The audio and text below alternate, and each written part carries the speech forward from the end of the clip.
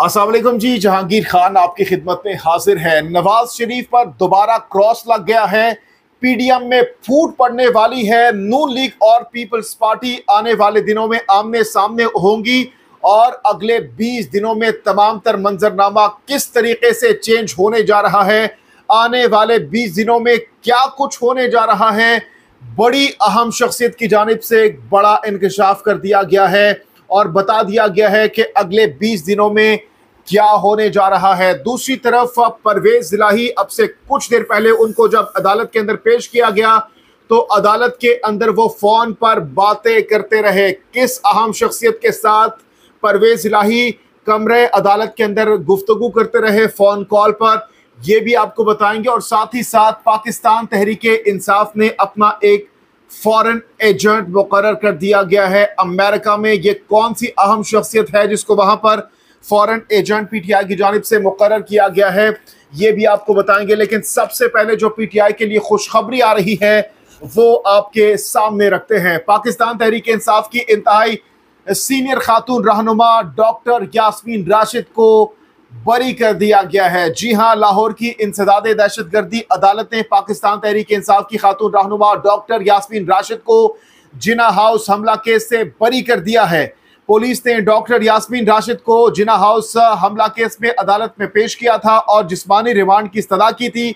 अदालत ने डॉक्टर यास्मीन राशिद के जिस्मानी रिमांड के लिए पुलिस की इस्तदा मुस्तरद कर दी और उन्हें केस से बरी कर दिया है। ये जरूर पीटीआई और इसके साथ साथ डॉक्टर यास्मीन राशिद के लिए एक ताज़ा हवा का झोंका साबित हो सकता है, क्योंकि इस मुश्किल वक्त में जिस तरीके से डॉक्टर यास्मीन राशिद खड़ी हुई, डटकर खड़ी हुई और डटकर अपने लीडर और अपने पार्टी का दिफा किया है, जरूर ये लायक तहसीन है। क्योंकि इससे पहले हमने देखा कि पाकिस्तान तहरीक इंसाफ के मुतादिद रहनुमा इस मुश्किल वक्त में छोड़कर चले गए और उनकी जानिब से इमरान खान के साथ अगर कहा जाए कि धोखा किया गया है तो गलत ना होगा।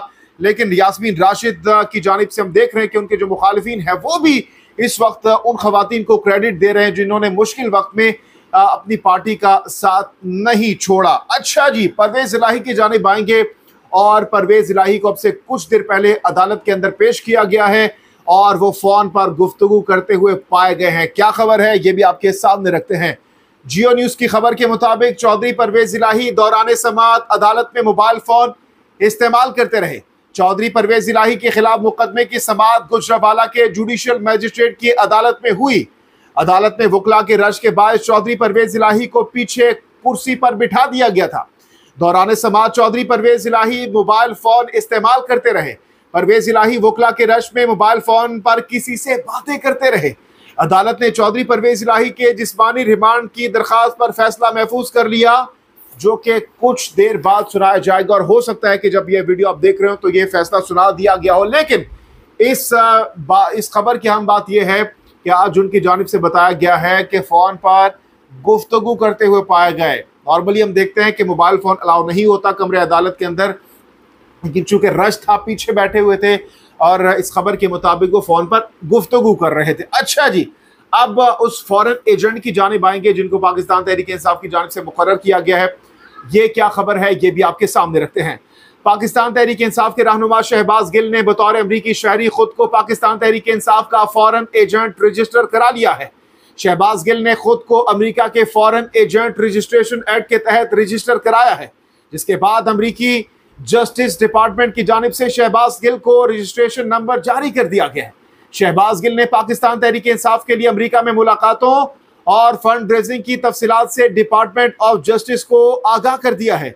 उन्होंने साल 19 अप्रैल तक 9 मई अमेरिका में पाकिस्तान तहरीक इंसाफ के लिए 9 मुलाकातों की तफसीलात फराहम कर दी हैं। जनाबे वाली, अब जरूर पाकिस्तान तहरीक इंसाफ के जो मुखालिफिन है वो उनका इस पर रिएक्शन आएगा और कहा जाएगा कि क्योंकि इमरान खान बयानिया लेकर चल रहे थे अमेरिका के खिलाफ, लेकिन अब वो बाकायदा तौर पर वहां पर खुद को अमेरिकी शहरी के तौर पर फॉरेन एजेंट उन्होंने रजिस्टर करा लिया है। दूसरी तरफ जैसे कि मैंने आपको बताया कि नवाज शरीफ पर क्रॉस लग गया है। ये किसकी जानिब से इंकशाफ और दावा किया गया और इस दावे में किस हद तक सदाकत हो सकती है, ये खबर भी आपके सामने रखते हैं। शेख रशीद अहमद ने कहा है कि 20 दिन बड़े अहम हैं, पीडीएम में फूट पड़ेगी, नून लीग और पाकिस्तान पीपल्स पार्टी आमने सामने होंगी। और इसके साथ साथ उन्होंने मजीद कहा कि उड़ाड़ी परिंदे पीपल्स पार्टी के टोकरे में भी भेजे जाएंगे। शेख रशीद ने इस मौके पर मजीद कहा कि नवाज शरीफ पर दोबारा क्रॉस लग गया है।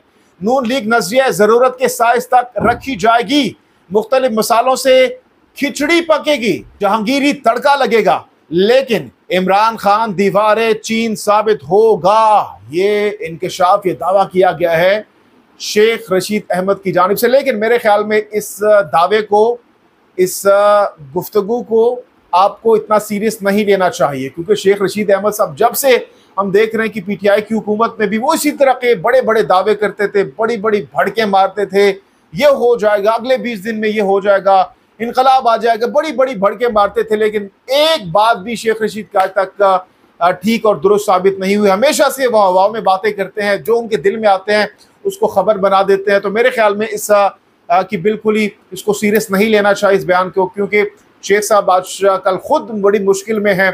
तो इस तरीके से उनकी जानिब से दावा करना, मेरे ख्याल में इसको इतना ज़्यादा सीरियस नहीं लेना चाहिए। तो जनाब, ये कुछ अहम तरीन अपडेट्स थी, डेवलपमेंट्स थी। आप इन तमाम तर खबरों पर क्या राय रखते हैं, अपनी कीमती राय का इजहार जरूर कीजिएगा। जहांगीर खान को नेक्स्ट वीडियो तक ले दीजिए इजाज़त। अल्लाह हाफ़िज़।